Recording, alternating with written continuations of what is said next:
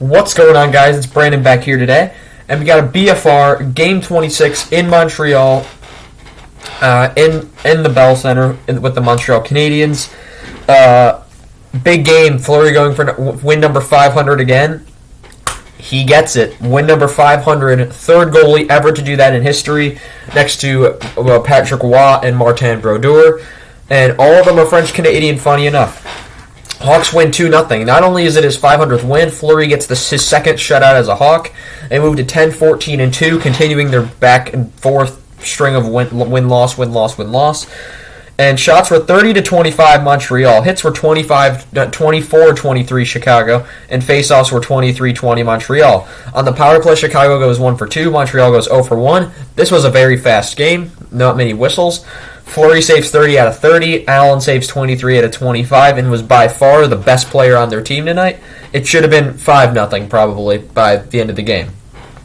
Andrew Shaw was in the building. He played for both teams in his career. So they wrote his kids were wearing Hawks jerseys, so I'm just saying, probably rooting for the Hawks that game. I don't know. And Montreal, Price is still out. No Josh Anderson, no Yoel Armia, and no Tyler Toffoli.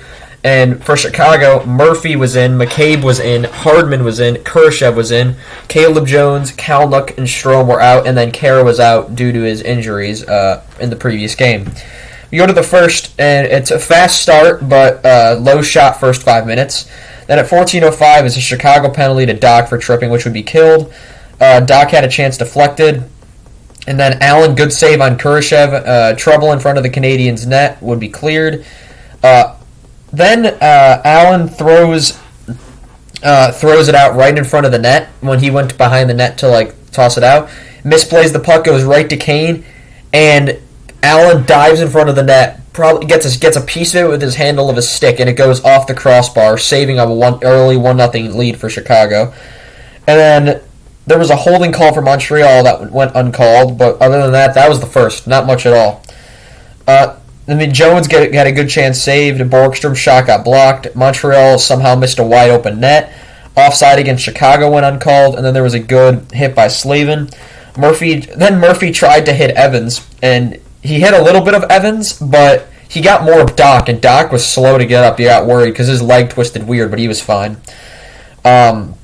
Then Kane to Kurashev to DeBrincat. Allen absolutely robbed on a delayed penalty. DeBrincat, it should have been 2-0 at that point, and it was still 0-0. Allen was the only player on that ice on Montreal that looked like they gave 100% effort the entire time.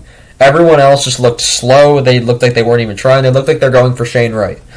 Then at 13:51, Montreal penalty to Kulak for holding, which would be killed. Hoffman chance missed the net on their penalty kill. There was a great save on Carpenter. A horrible offside call against Chicago. It prevented a 3-on-1. It was awful. The linesman on the opposite side of the ice, all the way down by the Chicago blue line, called it. Horrible call. There was a good save by Fleury. And at 6:49, a Montreal penalty to Clague for hooking. And Doc Kubalik chance saved. Kurashev chance saved. But then at 6:12, on the power play, it's a Chicago power play goal on a redirect from Jonathan Toews, who finally gets his first goal of the year, shakes the monkey off his back in the process, from Kane and Jones to make it 1-0. And then Fleury had a good save on a deflection, and then we go to the third, where I finally wrote down, Montreal hasn't looked like they've tried the entire game, except for Allen. I wrote those words directly I read that directly off my paper here. Montreal 3-on-2 was foiled. Montreal just misses. Fleury made a diving save. Doc and Kubalik nearly connected. They looked pretty well out there together tonight. DeBrincat throws to the front of the net off Sherratt, and it bounces right to Henrik Borgstrom, who exactly at 8 minutes left in the third. It's a Chicago goal to Borgstrom, his second of the year, unassisted, to make it 2-0. And DeBrincat dangles around 3, couldn't get around the 4th, and Allen. Fleury almost had a repeat of Game 3 last year with a paling chance denied. Yeah, Game 3 of the conference final against the Canadiens, I was worried. There were every time he went back to play the puck, I was like, don't do it again. It's funny enough, because I was in Vegas when that happened. Paling chance denied, Clay chance blocked by Murphy.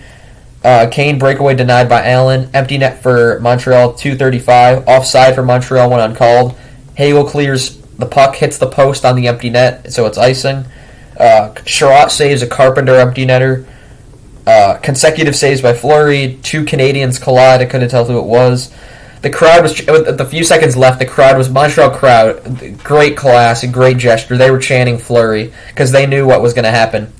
And players on both sides celebrated and congratulated Marc-Andre Fleury, who gets win number 500, 69th career shutout, second with the Hawks, and then third goalie next to Brodeur Roy for getting to 500 wins, and is the fastest goalie to do so in NHL history. So congrats to Marc-Andre Fleury. He's probably just going to be the title of this video, just Fleury. But yeah, it's really all I have. Only one change in the standings, and that's Vancouver has won 2 in a row, and Seattle dropped down beneath them. So only change I was looking before this, that was it. And yeah, that's all I have for you guys today. Great win. Hopefully they can win 2 in a row. They're playing Toronto on Saturday. Not hopeful. Hate saying that, but Chicago usually does well against Toronto. But then again, they usually did well against Calgary, and yeah, that game didn't go well. But yeah, other than that, that's all I have for you guys today, and I'll see you guys next time. Goodbye.